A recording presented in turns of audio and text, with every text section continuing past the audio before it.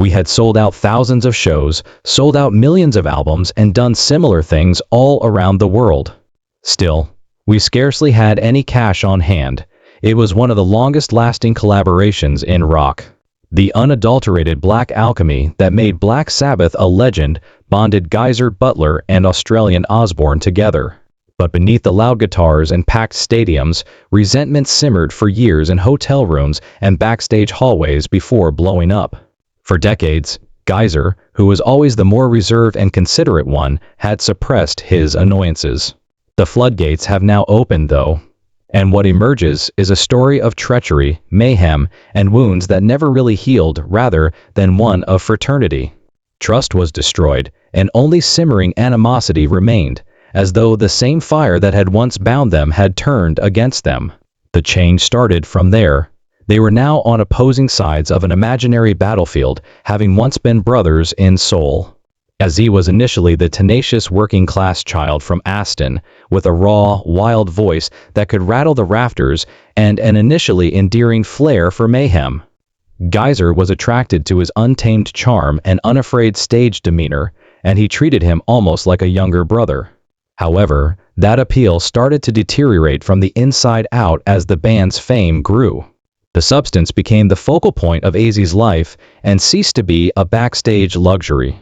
Blackouts and binges dominated his life. Not only were rehearsals skipped, but they were completely ruined by his tardiness or his rambling, unintelligible arrivals. Bandmates prayed he'd be conscious enough to finish a set, and sold-out shows hung in the balance. Ozzy's slide seemed to be a betrayal of their shared dream to Geezer, a man who infused himself into every Sabbath lyric, creating poetry out of darkness and anguish. His erratic, volatile behavior continuously threatened the music they had created together. What started off as creative disputes turned into a full-scale conflict. Angry arguments that made the walls tremble.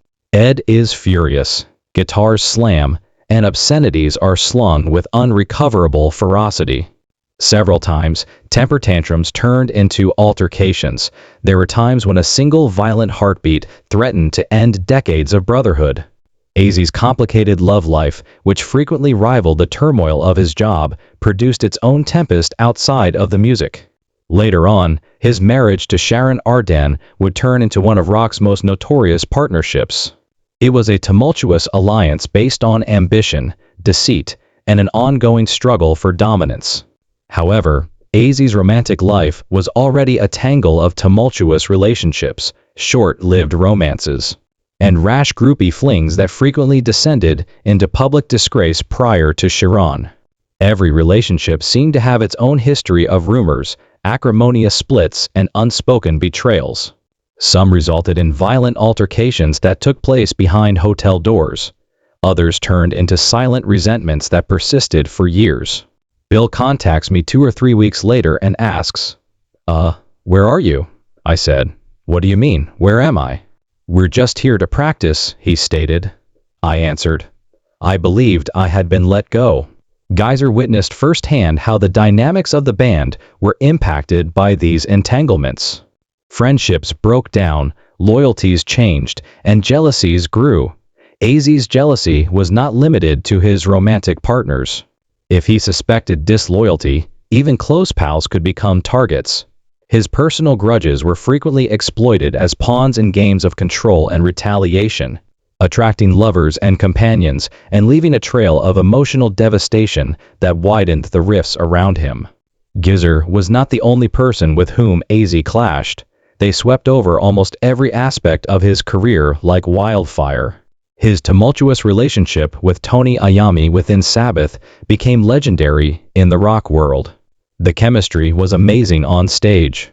It was a never-ending battle of egos off stage, with arguments erupting over set lists, creative control, and even slights directed at individuals.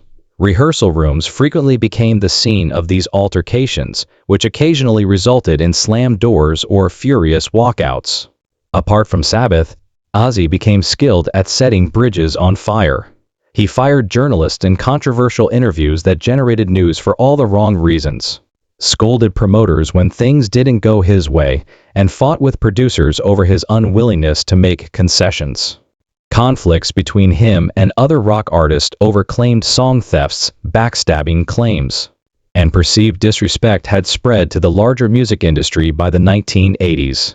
Some public altercations broke out during award show, snubs, and interviews. Others rotted in the dimness of record company boardrooms and green rooms. The same reality was conveyed whether it was splattered over the headlines or whispered in business corridors. Ozzy has developed into one of the most erratic and challenging characters in rock. A man as well known for his quarrels as his music. Imagine this. The lights go off. The amplifiers stop making noise. The mass of roaring fans vanishes into the darkness. And Ozzy finds himself standing by himself, confronting the shadows that have followed him about for decades. The absurd theatrical antics, the growling theatrics, the spectacle. The reality could not be concealed by any of it. There were no pyrotechnics, costumes, or sound barrier off stage to protect him. What he struggled with was more relentless than any touring schedule and harsher than any Sabbath lyrics. He fought against more than simply fame. He was with himself. Hard drugs and alcohol weren't only indulgences in the stereotypical rock and roll way of life. They were tight, icy, and unforgiving chains that encircled his life. Each bender was a further plunge into a realm beyond rationality and self-control. Not every scandal that reached the headlines was an accident. It was the public escalation of an uncontrollably private conflict. He was portrayed in the news as the insane prince of evil. The reality, however, was more terrible.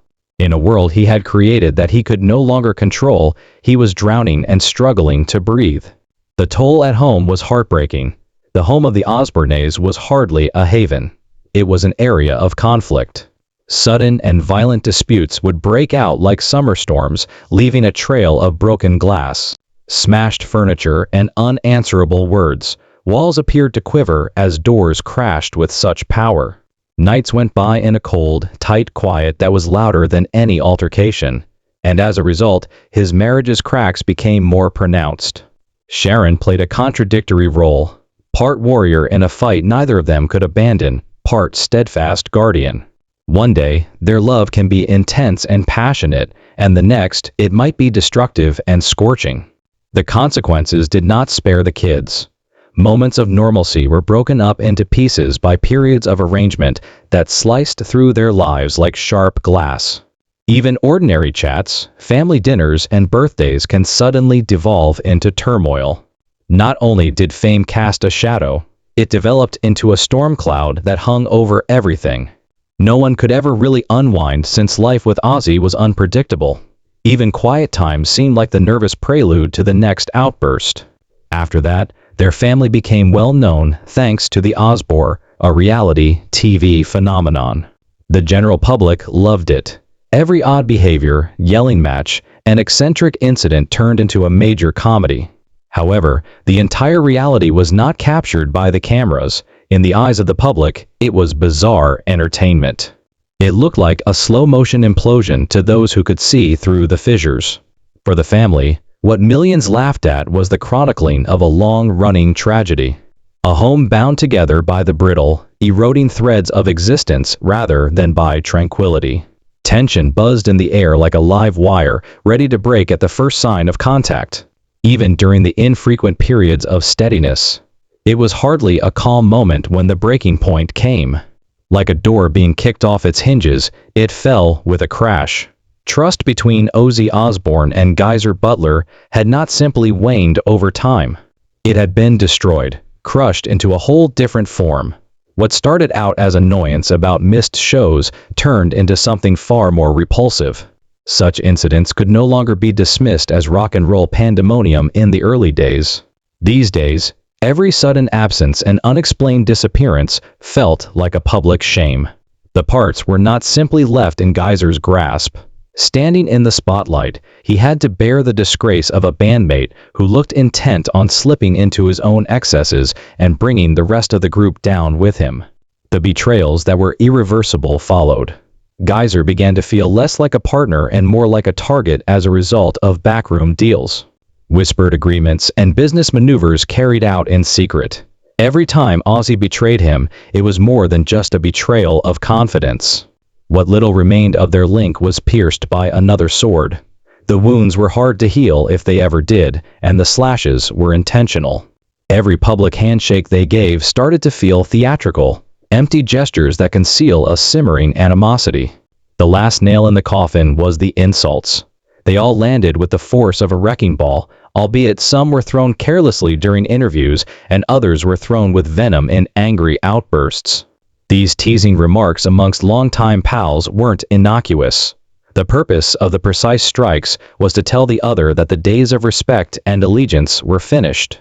The harm had already been done by the time they shared the stage for their well-reported reunions. Their eyes were frigid, and the smiles they gave the cameras were fragile. Every photo opportunity was an act. Every embrace on stage is a covert falsehood propagated for the benefit of the company. The reality could no longer be concealed backstage.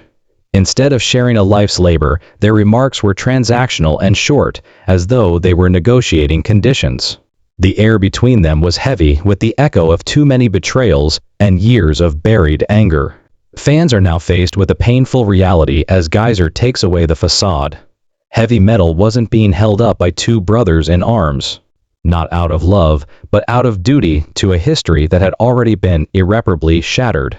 They were strangers bound together by a once powerful legacy. The name Black Sabbath has long been associated with a golden aura that glows like a revered artifact from rock history. This band broke through the boundaries of heavy metal and created a brand new sound that would reverberate for decades in stadiums, bedrooms, and rebellious hearts. Their riffs were the gospel of a generation, and they were gods on stage. However, when you go behind that glistening exterior, you discover a brotherhood that is not harmonic. It's a battlefield, a quiet battleground rife with spoken treachery, scathing remarks that will never be forgotten, and the oppressive weight of resentments that would not go away. Ozzy Osbourne's scandals were not innocuous rock and roll antics. Some were ludicrous, while others were downright detrimental to herself. They were thrown like grenades at the very core of Sabbath's solidarity. Every outburst, public dispute, and erratic stunt didn't only create a fleeting impression. It left the band's previously impeccable legacy with profound, jagged scars.